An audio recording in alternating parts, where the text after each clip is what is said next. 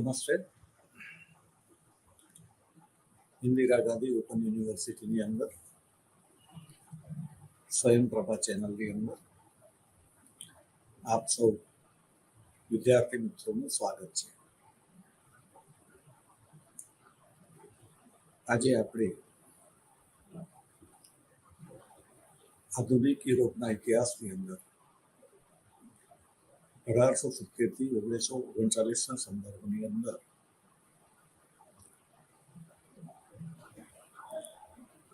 મહામંદી વિશે અધૂરી વાત આગળ કરીશું.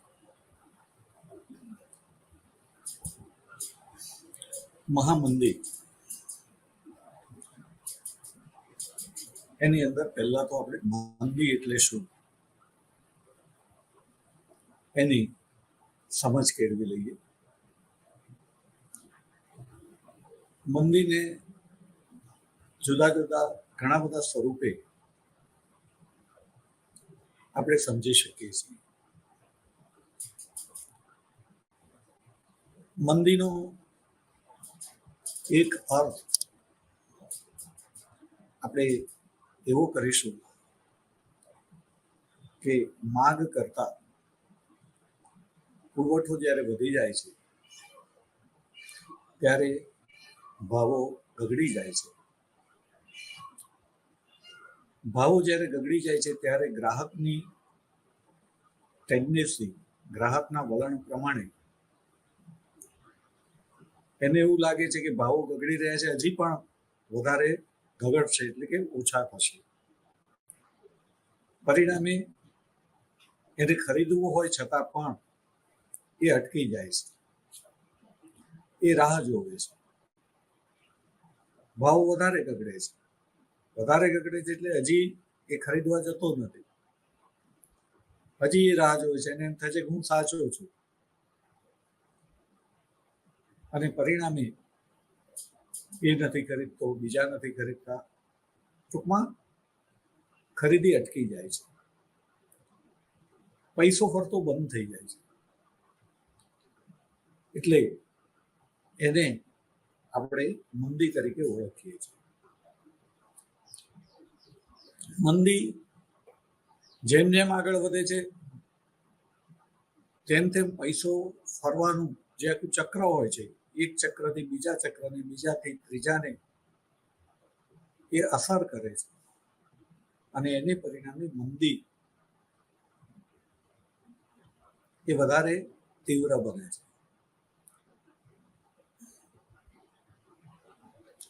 મંદીના માટે બીજી વાત આપણે એવી પણ કહીશું કે એક વર્ગ એવો હોય છે કે જેની પાસે ખરીદ શક્તિ નથી, એટલા માટે ખરીદતો નથી અને એને કારણે પૈસો જે છે એ ફરતો બંધ થઈ જાય છે. બીજી બાજુ એક એવો વર્ગ છે કે જેની પાસે ખરીદ શક્તિ ભરપૂર છે, પણ તેમ છતાં એને એમ લાગે છે કે ના, આ ભાવમાં ખરીદીશું તો ખોટ જશે, હજી ભાવ ઘટી રહ્યા છે, માટે એ ખરીદતો નથી અને પરિણામે પણ મંદી વધારે તીવ્ર બને છે. એક બાજુ ખરીદ શક્તિ વગરનો વર્ગ છે, બીજી બાજુ ભરપૂર ખરીદ શક્તિ ધરાવતો વર્ગ છે. બંને વર્ગ નથી ખરીદતા. મંદીની સમજ માટે આપણે એક બીજો વાક્ય પણ વાપરીશું કે મંદી એટલે અવિશ્વાસ. પોતાની પાસે પૈસા હોય છતાં પેલી ખરીદવાની વાત કરી હતી, અહીંયા બીજી વાત કરીશું, નવા ઉદ્યોગોની અંદર રોકાણ કરવાની. મગજની અંદર એક અવિશ્વાસ ઊભો થાય છે કે હું રોકાણ કરીશ ને પરિસ્થિતિ વિપરીત થશે તો, જેટલું ચોખ્ખું દેખાય છે કે ના ચાલશે કામ, તેમ છતાં એક મગજની અંદર જે અવિશ્વાસ છે કે મંદી છે, અને એને પરિણામે પણ જેમની પાસે ક્ષમતા છે એ લોકો રોકાણ નથી કરતા. એટલે જેને કહીશું કે અવિશ્વાસ, એટલે હજી સારો શબ્દ વાપરવો છે, અંદર છે ઉઠે છે પણ આવતો નથી. આવશે તો કહું છું, પણ અવિશ્વાસ કહીશું અત્યારે. વિશ્વાસની કટોકટી. અહીં આપણે જોઈએ કે આ મંદીના કારણો આપણે ગઈકાલે જોયા ગયા લેક્ચરમાં કે ઉત્પાદન જે છે ખૂબ વધી ગયું હતું. વધવાનું કારણ જરૂરિયાત એ સંશોધનની જનેતા છે એ ન્યાય ઉત્પાદન વધ્યું હતું. નંબર 2, યુએસ જેવા કેટલાક દેશોને એ સમયને ધ્યાનમાં રાખીને ખૂબ મોટા બજારો મળ્યા હતા, અને એ જે સફળતા મળી હતી એ સફળતાના નશામાં પણ એ લોકો વધારે ને વધારે સંશોધનો કરવા પ્રેરાયા હતા કે કેવી રીતે ઉત્પાદન વધે, અને એમાં એ સફળ પણ થયા હતા. એની પરિણામે પણ ઉત્પાદન થયું હતું. આપણે કહ્યું કે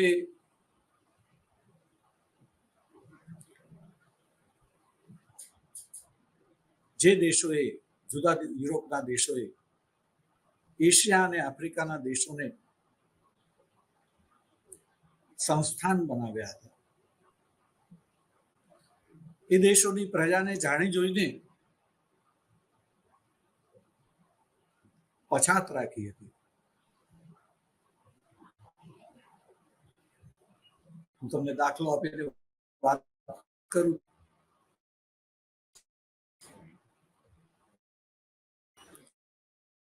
ઇંગ્લેન્ડ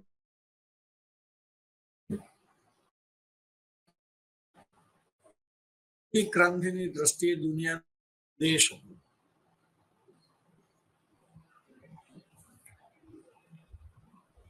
એનું વહીવટી તંત્ર એટલું સરસ હતું કે દુનિયાના બહુ બધા પ્રદેશો ઉપર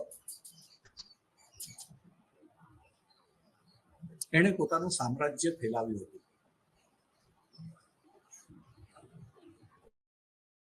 આપણે જાણીએ છીએ કે પૃથ્વી સૂર્યની આસપાસ ગતિ કરે છે, અને પરિણામે આપણે જોઈએ છીએ કે રાત દિવસ ઇંગ્લેન્ડનું સામ્રાજ્ય આ પૃથ્વી ઉપર એટલું બધું વિશાળ હતું કે કોઈ જગ્યાએ રાત થાય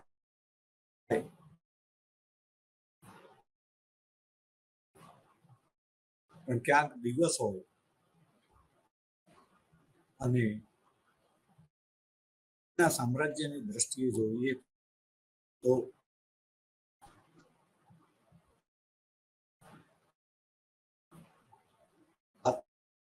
પડી જાય.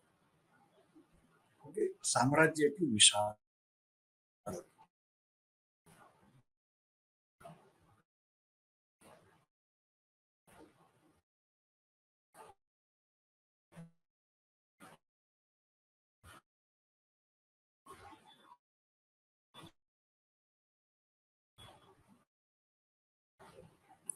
ક્યારેય અસ્ત થતો નથી, કારણ એનો કોઈકનો કોઈક ભાગ એ સૂર્યની સામે રહેતો, ત્યાં દિવસ રહેતો.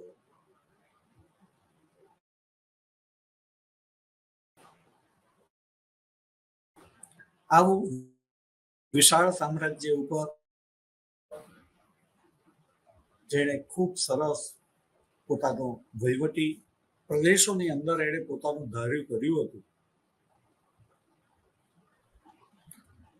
જો એ ધારે તો આ સંસ્થાનોની અંદર ઔદ્યોગિકરણ પણ ખૂબ સારી રીતે કરી શકે. કે જે બ્રિટિશરો આવ્યા એ પહેલા સોને કી ચિડિયા કહેવાતું હતું.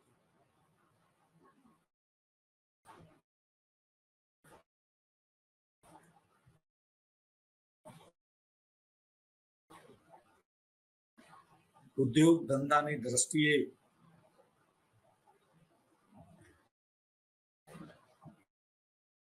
ખૂબ જાણીતો દેશ હતો.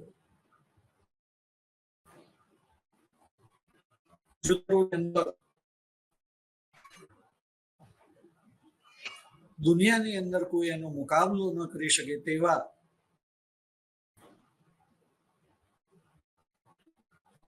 કારણે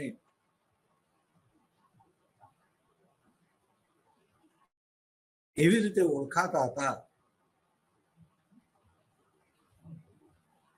કે પડી પડી પટોળે ભાત ફાટે પણ ફીટે નહીં. એવી જ રીતે યુરોપની અંદરનો જે સમૃદ્ધ વર્ગ હતો અને એની અંદર યુવક યુવતીઓ જ્યારે પ્રેમમાં હોય ત્યારે રમૂજનું પ્રેમિકા પોતાના પ્રેમીને એમ કહેતી હતી કે હું તારી સાથે તો જ લગ્ન કરું કે તું મને પાટણનું પટોળું લઈ આપ.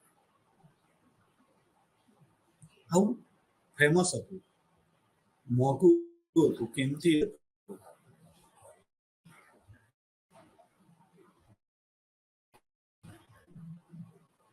ઢાકાની મલમલ, બનારસનું સિલ્ક, સરખેજની ગળી, આગ્રાની ગળી એન્ડ મેની મોર.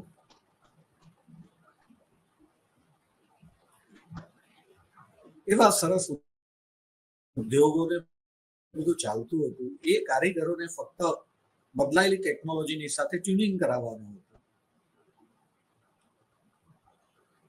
અને ભારતની અંદર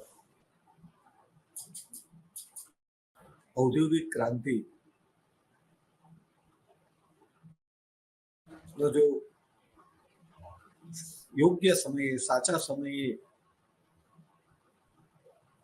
પરિચય કરાવવાનો પ્રયત્ન ઇંગ્લેન્ડ દ્વારા જો કરવામાં આવ્યો હોત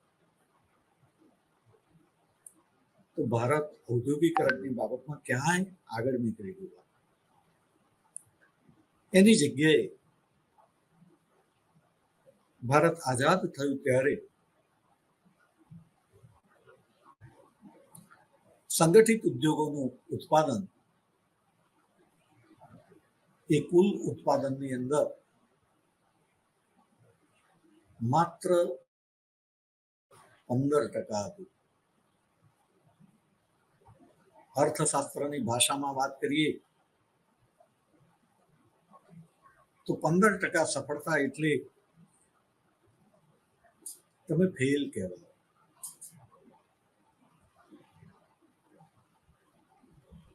પરંતુ આપણે યાદ રાખવું પડશે કે ભારતની અંદર જે 15% પણ એ ઇંગ્લેન્ડે કરી આપેલી અનુકૂળતાને કારણે નહીં.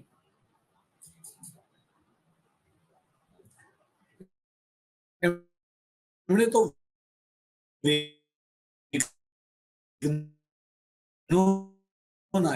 એમને સામા પ્રવાહની અંદર કામ કરવાનું હતું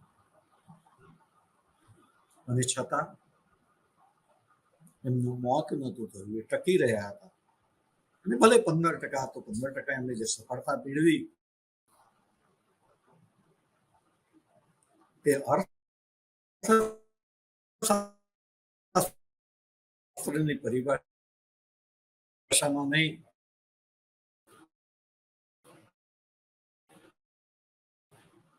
અંદર તરીને ત્યાં આગળ તમારે ડૂબી જવાનું ન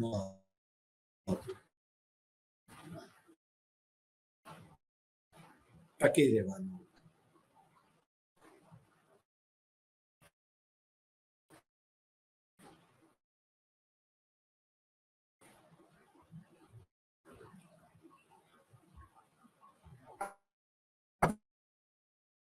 આપણે કહીશું અહીંયા જરા એ પણ યાદ રાખીશું કે પ્રથમ વિશ્વયુદ્ધ પછી કેટલીક શરતો સાથે આ દેશોનું પણ ઔદ્યોગિકરણ થાય તેવું કર્યું હતું. પરિણામે આપણે તો અહીંયા એટલું જ કહેવું છે કે દેશોની અંદર પણ ઉત્પાદન વધ્યું હતું ને જેટલું પણ ઉત્પાદન વધ્યું એને પરિણામે પરદેશી ચીજ વસ્તુઓની માંગમાં ઘટાડો થયો. આપણે અહીંયા મંદીની વાત કરીએ છીએ ને મંદીની અંદર મુખ્ય કારણ માંગ કરતા પુરવઠો વધી ગયો છે ને પુરવઠો કઈ રીતે વધ્યો એની વાત કરીએ છીએ.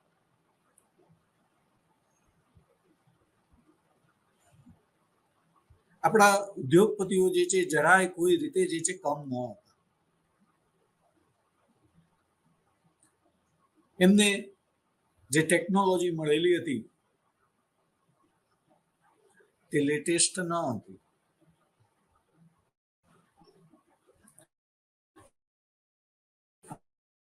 અને તે સ્વાભાવિકપણે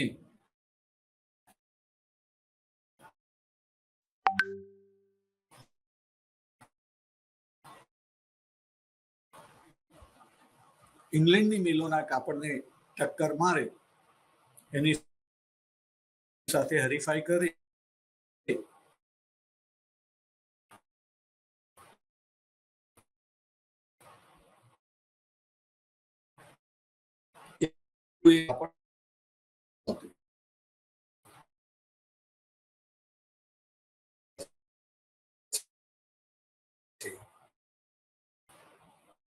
ફાઇન અને કોર્સ.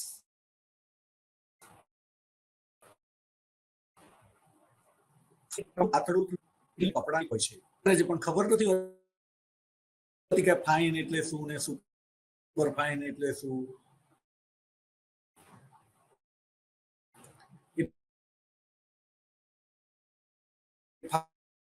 ફાઇન નો અર્થ ફક્ત સરસ કરે છે.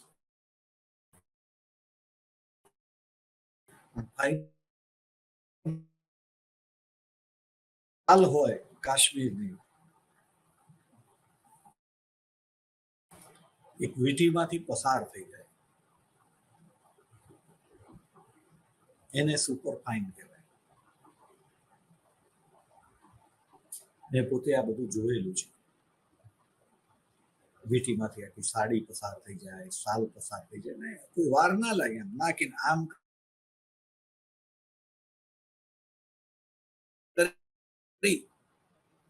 જાય છે. આપણે આંગળીમાં પહેરેલું એવું કાપડ સસ્તું હતું, ગાંઠો વાળું હતું, પણ સસ્તું હતું. અને પરિણામે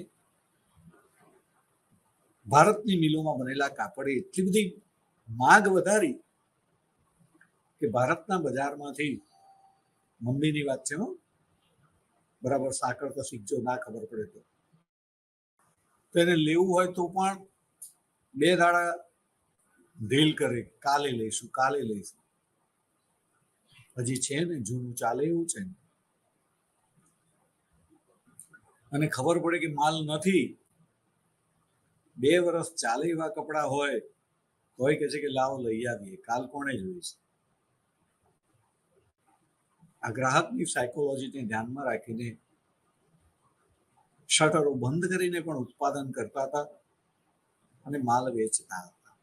ટૂંકમાં એટલું બધું ઉત્પાદન થતું હતું. આપણે આ બાકીનું અહીંયા આપણા માટે મહત્વની નથી વાત, પણ આ કહીને આપણે એટલું કહીએ છીએ કે ઉત્પાદન કેટલું થતું હતું. જો ભારત જેવા દેશની અંદર આટલું ઉત્પાદન થતું હોય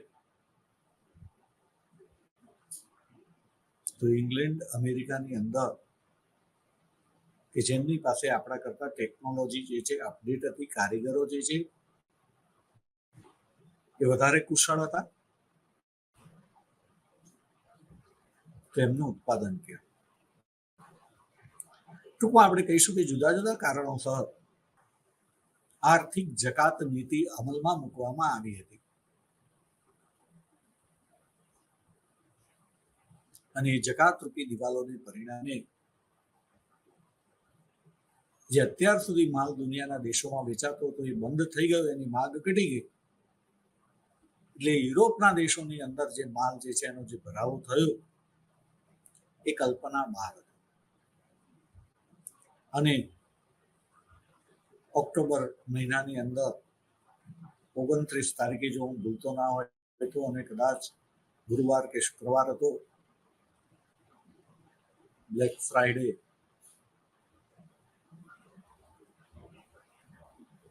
અમેરિકાની ન્યુયોર્કમાં આવેલી નું શેર બજાર જે કે વોલ સ્ટ્રીટ તરીકે ઓળખાય છે એની અંદર કડાકો બોલી ગયો. શેરોના ભાવ જે છે એકાએક ઘટી ગયા. એવું ભયનું વાતાવરણ પેદા થયું કે હજી ભાવ ઘટી જશે, પરિણામે દરેક જણ શેર ફટાફટ વેચવા માંડ્યા. બેંકોએ એક પછી એક દિવાળા ફૂંકવા માંડ્યા. પરિણામે લોકોએ પોતાના પૈસા બેંકોમાંથી ઉઠાવી લીધા. બેંકો બધાને પૈસા પરત પણ ન કરી શકે, એમને નાદારી જાહેર કરવી પડી. જ્યારે આવું કંઈક થાય ત્યારે લોકો સોના તરફ વળે છે. લોકો જેમની પાસે ખરીદ શક્તિ હતી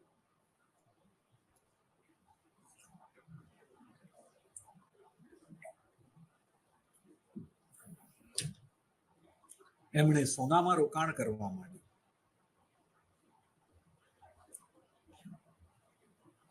ઉદ્યોગ ધંધાઓ જે છે મંદ પડવા લાગ્યા.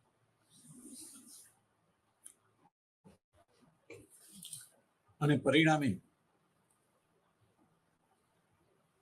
કારીગરોને છૂટા કરવા પડ્યા. બેકારી કલ્પના ન કરી હોય તેટલી વધી ગઈ.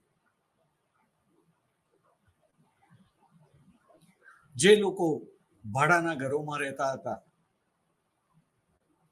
ભાડું ચૂકવવાના પૈસા ન રહ્યા. ઘરની જગ્યાએ રોડ ઉપર રહેવું પડે એવી સ્થિતિ થઈ ગઈ.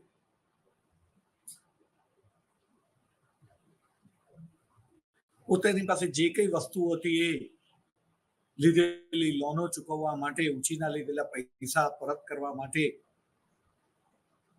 આપી દેવું પડ્યું. અને પરિણામે કેટલાય લોકોને પાસે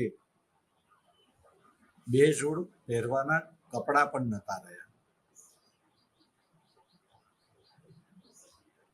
મંદી જે છે એટલી બધી તીવ્ર બની હતી કે જેનું વર્ણન કરીએ આપણા રૂવાડા ખડી જાય. હું ફક્ત તમને સેમ્પલ આપું છું. અને માટે એને મહામંદી કહે છે. અંગ્રેજીની અંદર એને ધ ગ્રેટ ડિપ્રેશન કહે છે.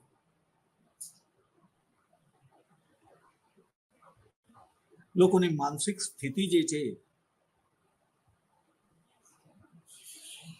એ બિલકુલ બેલેન્સ ગુમાવી ચૂકી હતી. સમતુલા ગુમાવી દીધું હતું લોકોએ. માનસિક સમતુલા ગુમાવી દીધી હતી.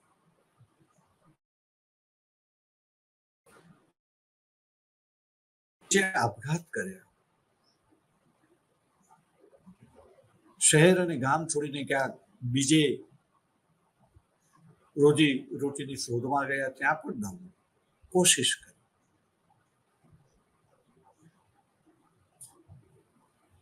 ગ્રેટ ડિપ્રેશન,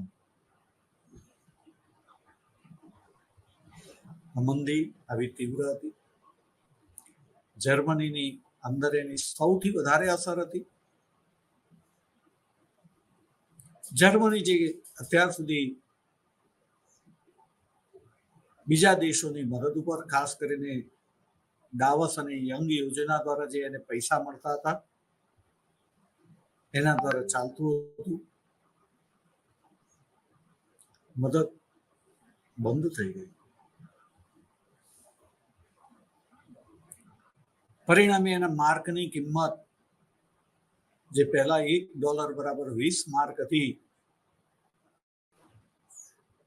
એ આપણે ગઈકાલે કહ્યું તેમ 40, 80, 100, 200, 400, 1000, 2000, 4000, 40,000 કોઈ કિંમત જ ના આવી. એવું કહેવાય કે આંતરરાષ્ટ્રીય બજારની અંદર કોથળો ભરીને પૈસા તમે લઈને જાઓ તો થેલી ભરીને શાક મળે આંતરરાષ્ટ્રીય બજારમાં. જર્મનીના ચલણની કોઈ કિંમત ના આવી. અને એ પરિસ્થિતિનો લાભ લઈને જર્મનીની અંદર સત્તા પરિવર્તન થયું. હિટલર જેવાને સત્તા પ્રાપ્ત કરવાનો મોકો મળ્યો. તો મંદી જે છે મહામંદી ભયંકર. અમેરિકાની અંદર એ વખતે પ્રેસિડેન્ટ હુઅર હતા.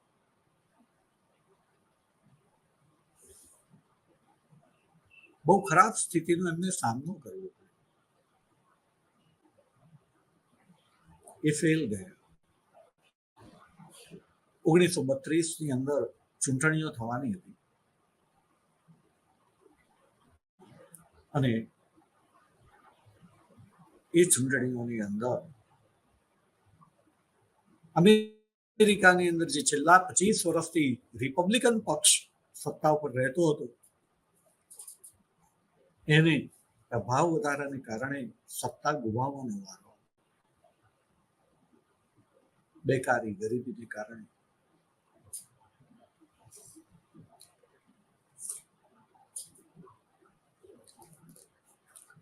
અને પરિણામે અમેરિકાની અંદર મુખ્યત્વે બે પક્ષો છે, રિપબ્લિકન, ડેમોક્રેટ્સ.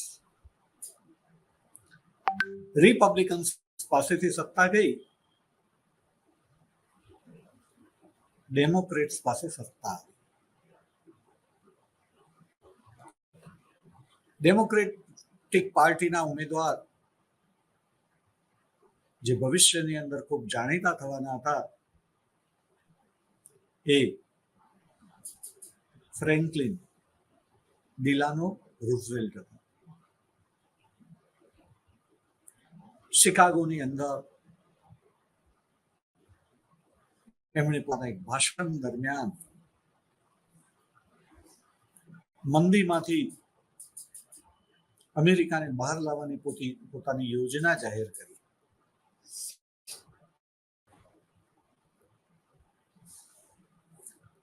જે ન્યૂ ડીલ તરીકે ઇતિહાસની અંદર ઓળખાય છે.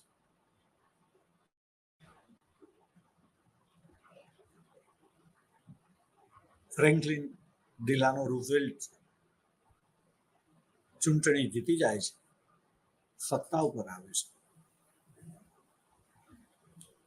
અને ન્યૂ ડીલની નીતિ અમલમાં મૂકીને એ મહામંદીને નાબૂદ કરવામાં સફળ થાય છે.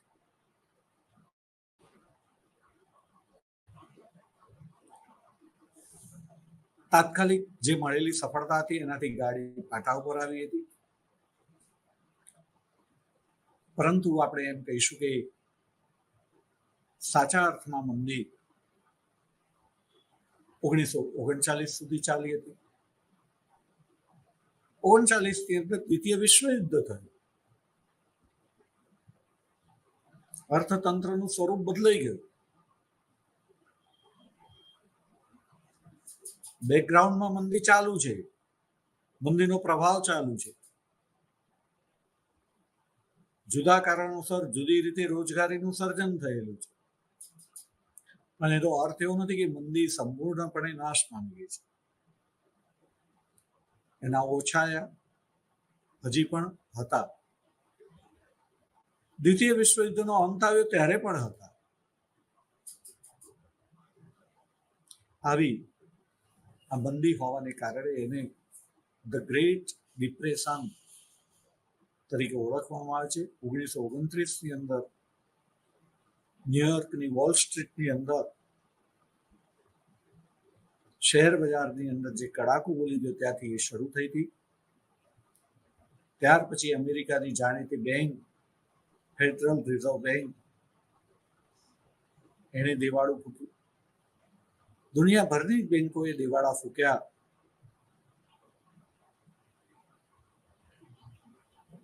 અને એ બધાની અંદરથી 4 વર્ષ પછી 1933 ની અંદર કોઈ 34 પણ કહે છે લોકો બહાર આવે, મંદીમાંથી બહાર આવે. સંપૂર્ણ નહીં યાદ રાખીશું, આપણે કહ્યું તે 39-45 સુધી પણ ચાલુ છે.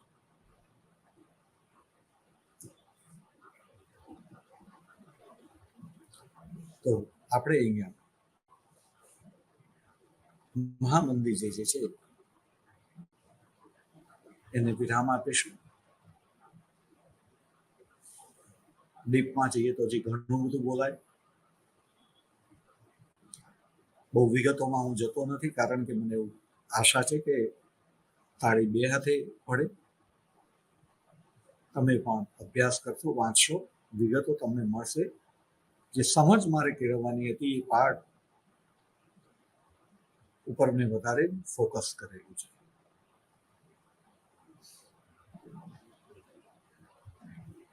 વિગતો આપવાથી મને લાગે છે કે સમય બરબાદ કરો. વિગતો તમારી પાસે છે, તમને આસાનીથી મળી રહે તેમ છે, પણ ઇન્ટરપ્રિટેશન બહુ અગત્યનું છે. અને માટે મેં એ તરફ વધારે ફોકસ કરેલું છે. આપણે બીજી એક મહત્વની ઘટના તરફ આપણી ચર્ચાને જે છે લઈ જઈએ.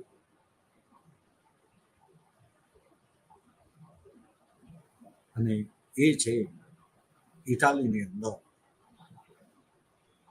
ફાસીવાદનો ઉદય અને વિકાસ.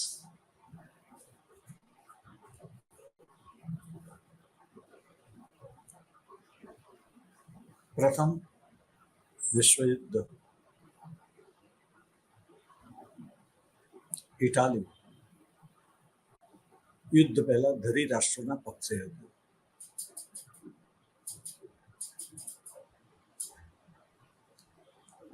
યુદ્ધ શરૂ થયું ત્યારે એણે તટસ્થ રહેવાનું પસંદ કર્યું.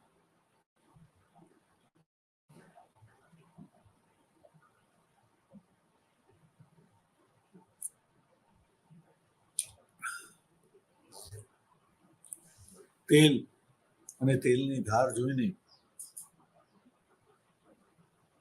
કયા પક્ષમાં જોડાવું એનો તાગ કાઢીને છેવટે એ સામા પક્ષે એટલે કે ધરી રાષ્ટ્રને છોડીને મિત્ર રાષ્ટ્રોના પક્ષે યુદ્ધમાં દાખલ થયું.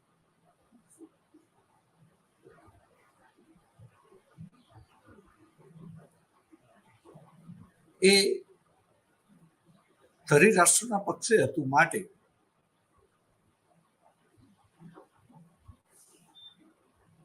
મિત્ર રાષ્ટ્રોને ખૂબ લાલચ આપે છે, ખાસ કરીને બ્રિટન. જો ઇટાલી ધરી રાષ્ટ્રોના પક્ષે જ યુદ્ધમાં જોડાય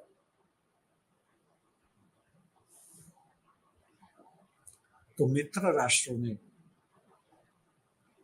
વધારે તાકાતનો સામનો કરવો પડે, એમનો પક્ષ નબળો પડે. અને એની જગ્યાએ ઇટાલી જે છે મિત્ર રાષ્ટ્રોના પક્ષે યુદ્ધમાં જોડાય તો પોતાને નવું બળ મળે અને જર્મની નબળું પડે. એમના સૈનિકોએ જે પક્ષે જોડાય એ પક્ષે અત્યાર સુધી લડી રહેલા સૈનિકો થાકી ગયેલા, ત્યારે એમને થોડોક કેટલોક જે છે વિરામ મળે,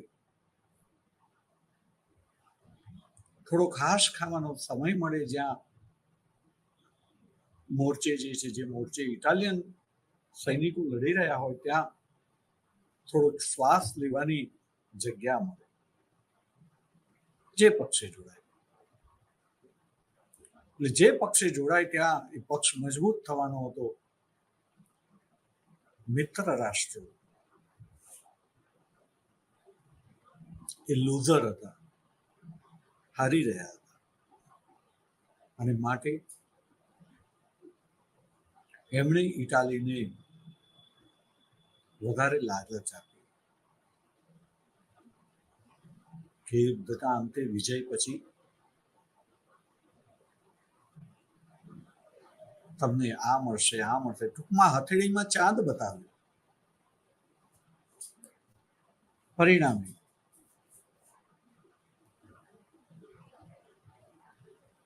ઇટાલી મિત્ર રાષ્ટ્રોના પક્ષે યુદ્ધમાં જોડાયું હતું. યુદ્ધમાં ગણિતરી પ્રમાણે વિજય પણ થયો અને ઇટાલી એટલે ખૂબ થનગનાટ હતો, એની પ્રજામાં ખૂબ થનગનાટ હતો કે હવે આ યુદ્ધના અંતે આપણને આપેલા વચનો પ્રમાણે જે પ્રદેશો પ્રાપ્ત થશે એને પરિણામે આપણે દુનિયાના દેશોમાં, યુરોપના દેશોમાં આપણી પ્રતિષ્ઠા અને સમૃદ્ધિ વધારી શકીશું.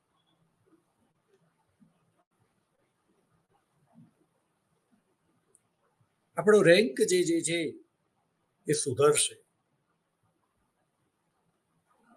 યુરોપના દેશોમાં આપણું પ્રભુત્વ વધશે, આપણી ગણના થશે, લોકોએ, દેશોએ, રાજપુરુષોએ આપણી નોંધ લેવી પડશે.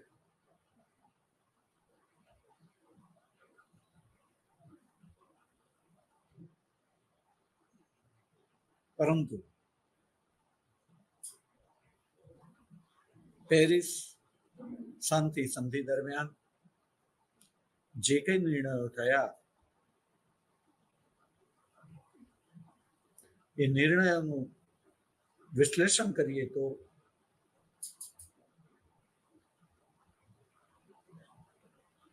મિક્સ મીઠાઈની થાળીની અંદર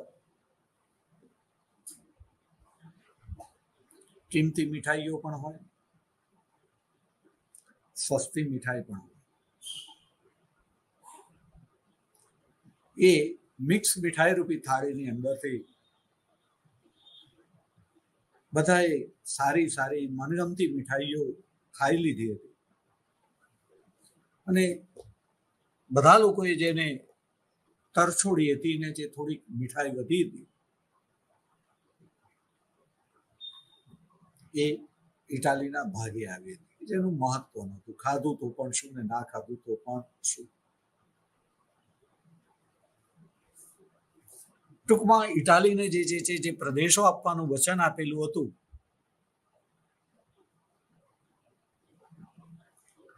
એ પ્રદેશો એને ન મળ્યા. એના સિવાય મળ્યા હોત પણ જો એને મનગમતા મળ્યા હોત તો ચાલત. એને જે પ્રદેશો મળ્યા એમાંથી કોઈ એને મનગમતા ન હતા. જે મળે એનું બહુ મહત્વ ન હતું. ન મળે તો પણ ચાલે એવા પ્રદેશો હતા. પરિણામે ઇટાલીની પ્રજા અને સવિશેષ કરીને જે લોકોએ યુદ્ધમાં ભાગ લીધેલો હતો, બલિદાન આપેલું હતું,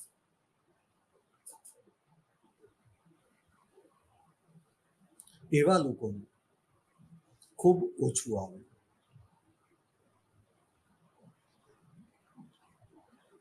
જે સૈનિકોએ યુદ્ધમાં ભાગ લીધો હતો, ઇટાલી માટે લડ્યા હતા, એવો જ એક સૈનિક એટલે બેનિટો મુસોલિની. ખૂબ નારાજ થઈ ગયો.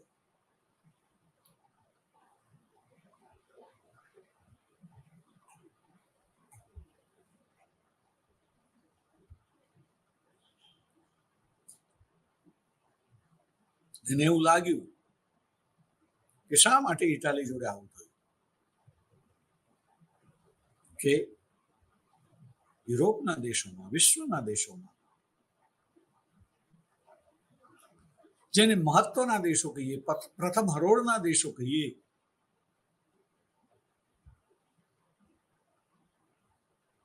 એની શક્તિ આગળ ઇટાલી જે છે એ ઓછું શક્તિશાળી છે. માટે આવું થયું. जिसकी लाठी उसकी भैंस, એ ન્યાય પ્રમાણે ન્યાય થયો છે. આપણી પાસે લાઠી ન હતી માટે આવું થયું. ભેંસ આપણને ન મળી. જો ભવિષ્યમાં પણ આપણે ભેંસ જોઈતી હોય તો લાઠી તો આપણી જોડે જોઈએ જ જોઈએ.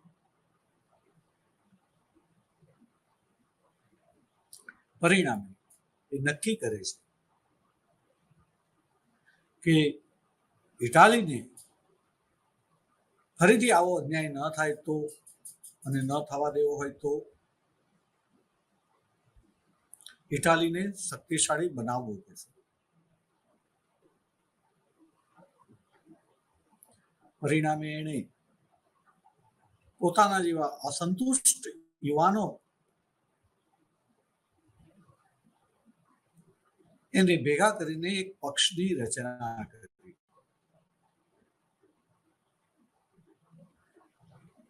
જેનું પ્રતીક લાકડાની બારી અને કુહાડી રાખ્યું.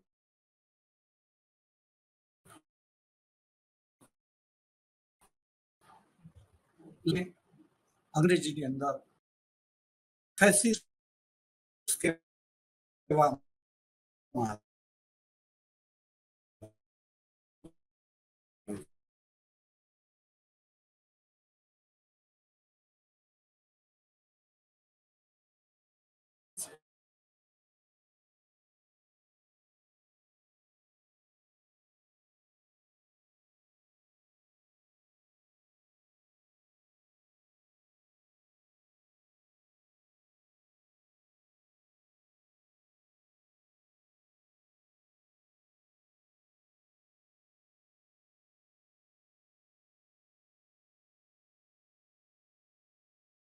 એ પ્રખર, ઉગ્ર રાષ્ટ્રવાદી હતો.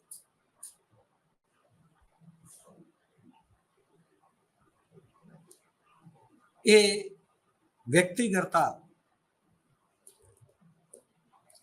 રાષ્ટ્રને વધારે મહત્વ આપતો હતો.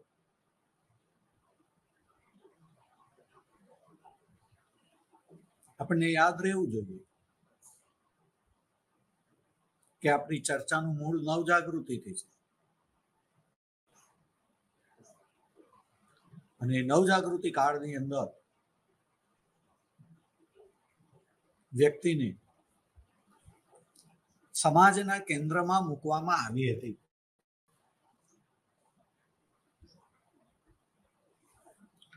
વ્યક્તિવાદને પ્રાધાન્યતા આપવામાં આવી. બાકીના જે બધા વાદો હતા એ વ્યક્તિવાદને જ પોષવા માટેના હતા. પ્રયોગવાદ હોય, ઉદારમતવાદ હોય, માનવતા હોય, લોકશાહી હોય, કઈ એ વાદને સપોર્ટ કરવા માટેના વાદો ની અંદર વ્યક્તિ હતું. કારણ નવજાગૃતિ પહેલાના સમાજમાં વ્યક્તિનું કોઈ મહત્વ ન હતું. મહત્વ હતું તો સંસ્થાનું. એ સમાજને આપણે વ્યાખ્યાયિત કરવો હોય તો એવું કહી શકાય, બે વાક્યની અંદર સામે બોલવાની છૂટ ન હતી, વચ્ચે બોલવાની છૂટ ન હતી. અને જો કોઈ બોલે તો ઘણી ગંભીર બાબત ગણાતી હતી. એમ કહેવાય સામે બોલ્યો, વચ્ચે બોલ્યો. સામે બોલાય જ નહીં, વચ્ચે બોલાય જ નહીં. વડીલો હોય પોતાનાથી ઉંમરમાં મોટા, એ જે કે તે કોઈ પણ જાતની દલીલ કર્યા વગર કરી લેવાનું હતું. ઉંમરમાં મોટા હોય, કોઈ સંસ્થાના વડા હોય. યાદ રાખીશું કે કુટુંબ તો એને સંસ્થા કહેવાય. એ સમયની આ સંસ્થાઓ છે. કુટુંબ એટલે સંસ્થા કહેવાય. અને કુટુંબનો વડો પિતા, એ કેમ બાકીના ઘરનો ભાઈ મોટો છે એટલે મોટો ભાઈ એ સંસ્થા કહેવાય. મોટી બેન એટલે સંસ્થા કહેવાય.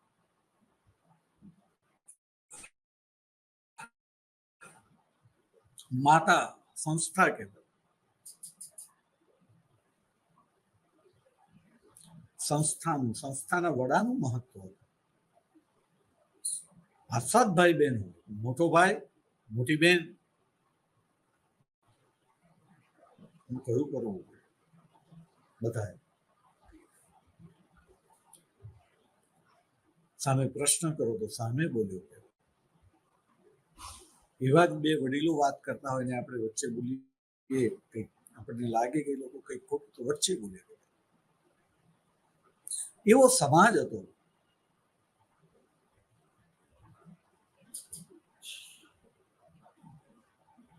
કોઈ વડા વગર, કોઈ સંસ્થાના વડા વગર તમારું કોઈ મહત્વ ન હતું.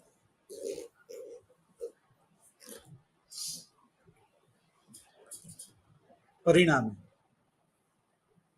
એમ કહીએ કે જે વડા ન હતા એવા સામાન્ય લોકોને પાસે પોતાના ઉપરીના હુકમ ઉઠાવવા સિવાય કશું ન હતું.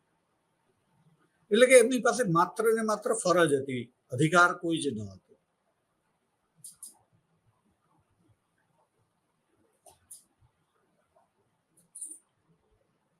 આત્મનિર્ણયનો અધિકાર, અંતરાત્મા શબ્દ દાન, વડીલો જે કે, ઉપરી જે કે એમ જ કરવાનું. અને એને પરિણામે બહુ બધા હોશિયાર લોકો હોય છતાં એમને જે છે અજ્ઞાનનો સામનો કરવો પડતો હતો. અજ્ઞાનના કારણે જે નિર્ણયો લેવાય તે સહન કરવા પડતા હતા.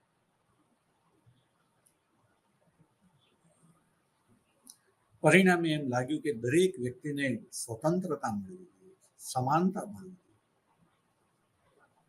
વ્યક્તિ જે છે એને સમાજના કેન્દ્રમાં મૂકવાની વાત આવી અને વ્યક્તિને ફરજોની સાથે સાથે અધિકારો પણ આપવામાં આવે. ધીમે ધીમે એવું થવા લાગ્યું કે વ્યક્તિને અધિકારો યાદ રહેવા માંડે,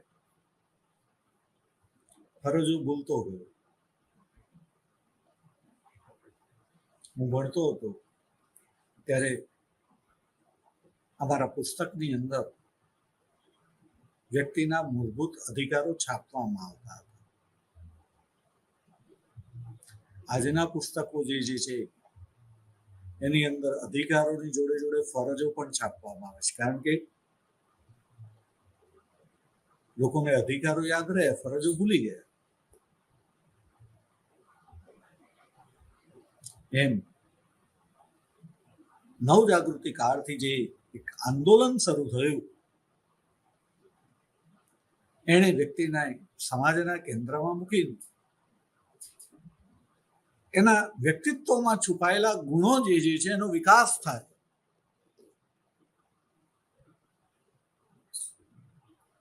માટે કરીને એને સ્વતંત્રતા આપી હતી.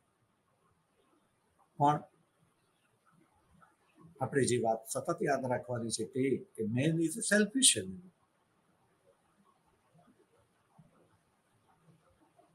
પરિણામે